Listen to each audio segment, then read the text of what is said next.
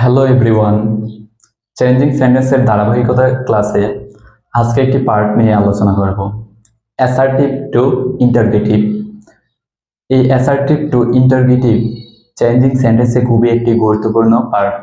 So এই part তোমাকে খুব ভালোভাবে বুঝতে হবে, পারতে হবে। অ্যাসার্টিভ টু ইন্টারগেটিভ করার জন্য আমি তোমাদের দুইটি রুলস দেব। এই দুইটি রুলস যদি ভালোভাবে করতে পারো তাহলে আর assertive to interrogative, interrogative to assertive নিয়ে সমস্যার মুখোমুখি হতে হবে না। চলো আমরা দেখি। রুলসগুলো দেখার আগে তোমাকে আগে চিনতে হবে assertive sentence and interrogative sentence. তো অ্যাসার্টিভ সেন্টেন্স হচ্ছে subject plus verb plus object. Assertive, interrogative, exclamatory, imperative, optative, এই পাঁচটা সেন্টেন্সের মধ্যে একমাত্র সেন্টেন্সই হচ্ছে অ্যাসার্টিভ যেটা সাবজেক্ট দিয়ে শুরু হয়। কি বলছি? পাঁচটা যে সেন্টেন্স আছে ওই পাঁচটা সেন্টেন্সের মধ্যে একমাত্র অ্যাসার্টিভ সেন্টেন্সই হচ্ছে তোমার সাবজেক্ট দিয়ে শুরু হয়।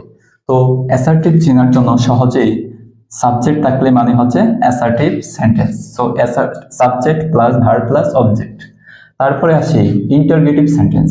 ইন্টারগেটিভের স্ট্রাকচার হচ্ছে auxiliary verb plus subject plus main verb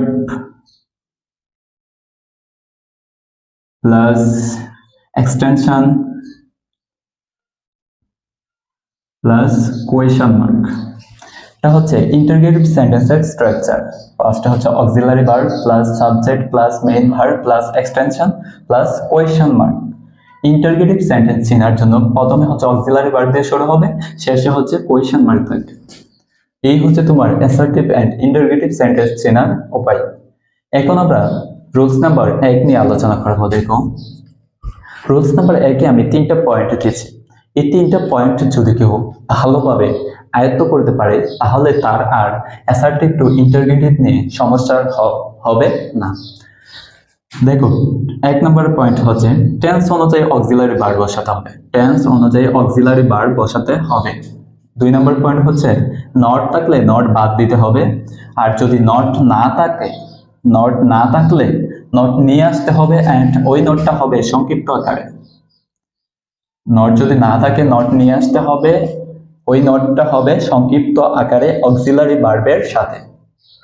3 নম্বর পয়েন্ট হচ্ছে সাবজেক্ট প্লাস ভার্ব প্লাস বাকি অংশ বসায় দিতে হবে যেভাবে আছে